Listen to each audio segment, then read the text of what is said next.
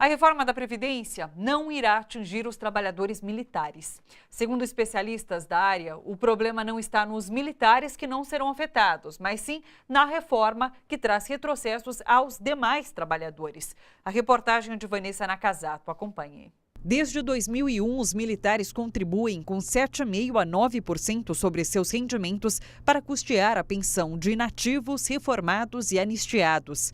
No total, 372 mil militares receberam mais de 35 bilhões em benefícios em 2015, segundo dados da Consultoria de Orçamento da Câmara dos Deputados. Como o montante arrecadado foi de apenas 2,9 bilhões, o rombo deixado pelos militares foi de 32 bilhões de reais, quase metade do déficit total da Previdência dos servidores da União. Um coronel da Aeronáutica se aposenta hoje com 48 anos.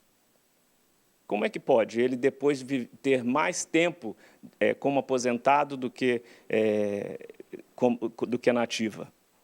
Porque ele vai viver, a expectativa de vida dele é muito acima da média da expectativa de vida da população brasileira. Os militares representam 43% do total de servidores federais. A justificativa do governo de Michel Temer para deixá-los de fora da reforma da Previdência é que a categoria não se aposenta, mas entra para a reserva e pode ser chamada para se apresentar a qualquer momento.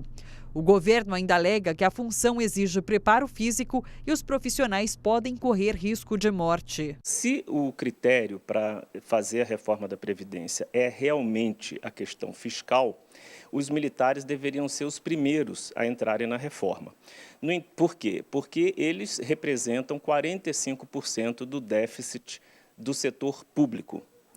No entanto, o fato deles estarem de fora evidencia ainda mais o caráter privatizante dessa reforma. Quer dizer, a reforma ela não tem o intuito de equilibrar as contas do governo. A reforma tem o intuito de dar o primeiro passo para uma privatização do sistema de previdência. O coordenador do Departamento Intersindical de Estatística e Estudos Socioeconômicos aponta que a justificativa é justa, mas o mesmo respeito é devido a outras categorias profissionais. O discurso tem sentido. Realmente os militares têm condições de trabalho e de prestação de serviço diferenciada. O que nós estamos insistindo é que não são só os militares.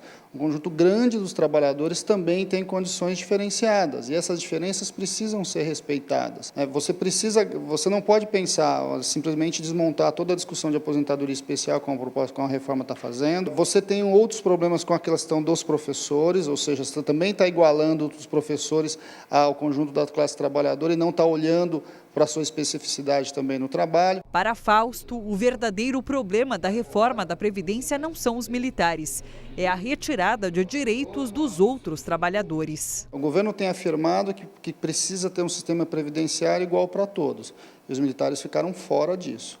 Nós temos insistido que não é o problema dos militares estarem fora desta reforma, o problema é esta reforma que tira um conjunto enorme de direitos da classe trabalhadora e que vai colocar um conjunto grande da população brasileira no futuro sem reforma, sem previdência.